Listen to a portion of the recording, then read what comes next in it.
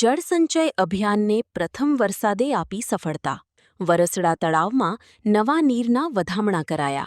અમરેલી જિલ્લાના અમરેલી, કુંકાવાવ અને વડિયા તાલુકામાં હાથ ધરાયેલા જળસંચય અભિયાનને પ્રથમ વરસાદે સફળતા અપાવી છે. તળાવો ઊંડા કરવાની કામગીરીના પરિણામે અનેક તળાવોમાં નવા નીરની આવક થતાં અમરેલી તાલુકાના વરસડા ગામે નવા નીરના વધામણાનો કાર્યક્રમ યોજાયો હતો. કાર્યક્રમમાં ઊર્જા અને કાયદો રાજ્યમંત્રી કૌશિકભાઈ વેકરિયાના હસ્તે નવા નીરના વધામણા કરવામાં આવ્યા હતા.